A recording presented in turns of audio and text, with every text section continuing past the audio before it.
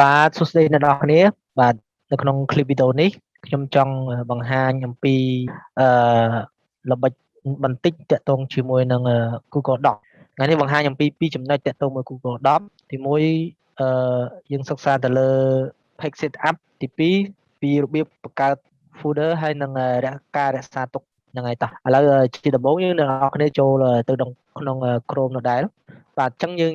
ត្រូវមាន Gmail ដូចនៅក្នុង Google Form ដូចគ្នាអញ្ចឹងខ្ញុំចង់បង្ហាញតែពីរបៀបទៀតថ្ងៃនេះគឺតាក់ទងជាមួយនឹង page setup ហើយនឹងការរក្សាទុកនៅ file ដែលយើងបានធ្វើការងារឲ្យនៅលើ online ហ្នឹងនៅលើ internet ហ្នឹងបាទចុចមកអញ្ចឹងខ្ញុំមាន Gmail ហើយស្រាប់ហើយអញ្ចឹងមិនបាច់បង្ហាញពីការ Gmail ទេបាទចាប់ផ្ដើមអញ្ចឹងមកគឺយើងចូល Drive មកតមកនេះឃើញទេ new នឹងដែរចុច new ហើយ Google Doc អញ្ចឹងសូមបញ្ជាក់បន្តិចចំពោះ Google Doc នេះគឺជាផលិតផលរបស់ Google មិនមែនជា Microsoft ទេពិតវាស្តៀងជាមួយនឹង Word មែនក៏ប៉ុន្តែមិនមែនជា Microsoft ទេអញ្ចឹងGoogle បង្កើតបាទវាមកដើម្បីធ្វើការលើ online តាក់ទងជាមួយនឹងកិច្ចការវាយអត្ថបទការងាររដ្ឋបាលនៅលើ online ហើយអាចផ្ញើឲ្យគេប្រើប្រាស់បាទកែ edit ថែមបានទៀតហ្នឹងហើយអញ្ចឹងយើងមើលផ្ទាំងនេះឃើញទេមានផ្ទាំងមាន menu មាន file មាន edit មាន view បាទអញ្ចឹងថ្ងៃនេះខ្ញុំធ្វើពីចំណុចតាក់ទងជាមួយនឹងការថែរក្សាបាទឬក៏ហៅ save ឯកសារហ្នឹងនឹងដាក់ឈ្មោះវាទៅក្នុង folder អញ្ចឹងនេះយើងមើលឡើងនេះនៅឃើញឡើងនេះ untitled document អញ្ចឹងដាក់ឈ្មោះមកអញ្ចឹងខ្ញុំដាក់ឈ្មោះដាក់ថា page setup ដាក់ឈ្មោះអញ្ចឹងហើយ save អញ្ចឹងយើងមិនដឹងថាវា save ទុកកន្លែងណាឃើញទេអត់ដឹងថា save ទុកកន្លែងណាប៉ុន្តែដើម្បីឲ្យដឹងថា save ទុកកន្លែងណាយើងត្រូវចូលកន្លែងនេះឃើញទេកន្លែងនេះគឺជា folder បាទជាការបង្កើត folder មួយដើម្បី save ទុកឯកសារហ្នឹងអញ្ចឹងយើងចុចកន្លែងហ្នឹងមកណាចុចកន្លែងហ្នឹងគឺយើងរកកន្លែងបង្កើត folder យើងទុកនៅកន្លែងណាអញ្ចឹងខ្ញុំបង្កើត folder មួយនេះ new folder ដែលថា lesson Google Doc បាទអញ្ចឹងគ្រីសមកហើយឃើញហើយហើយ move ចូលទៅបាទ move ចូលហ្នឹង move ចូលឃើញបាទឥឡូវខ្ញុំលុបចោលខ្ញុំបិទចោលសិនហើយខ្ញុំទៅរកឯកសារហ្នឹងអញ្ចឹងឯកសារហ្នឹងនៅណាបាទនេះឃើញទេឯកសារហ្នឹងនៅក្នុង folder lesson Google Doc ចុចលើវាមក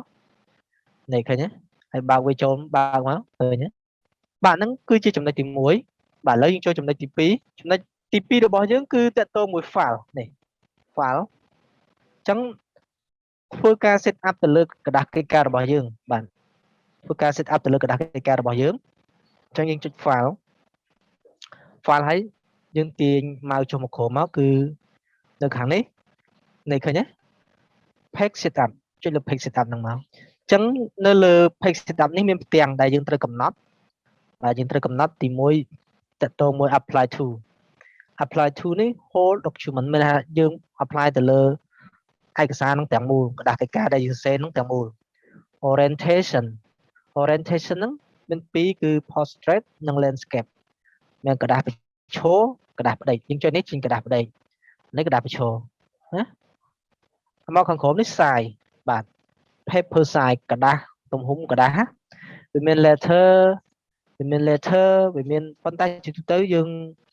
ខ្ញុំ recommend ឲ្យយក A4 នេះ A4 8.27 អ៊ីង 11.69 អ៊ីងអញ្ចឹងយើងយក A4 បាទហើយកระดาษពណ៌អីយើងចង់បានពណ៌មកចង់បានពណ៌អីចង់បានពណ៌សចង់បានពណ៌ក្រហមពណ៌ខៀវស្រេចចិត្តយើងចង់បានមួយណាឆ្លាញ់មួយណាយកមួយហ្នឹងទៅហើយចង់ set ហើយនៅខាងនេះ margin មានថាខាងឆ្វេងខាងស្ដាំខាងលើខាងក្រោម margin នេះយើងយកប្រហែលជាទូទៅគឺ default ឯមកមួយអញ្ចឹងយើងអាចដាក់ 0.5 ក៏បានដែរ 0.5 យកកន្លះមកយកដូចគ្នាមកហើយវាกระดาษធំស្រួលធ្វើការងារតិចបាទយកមួយរាងទូចតិចកន្លែងការងារអញ្ចឹងយើងយក 0.5 ទៅបាទ 0.5 បាទ 0.5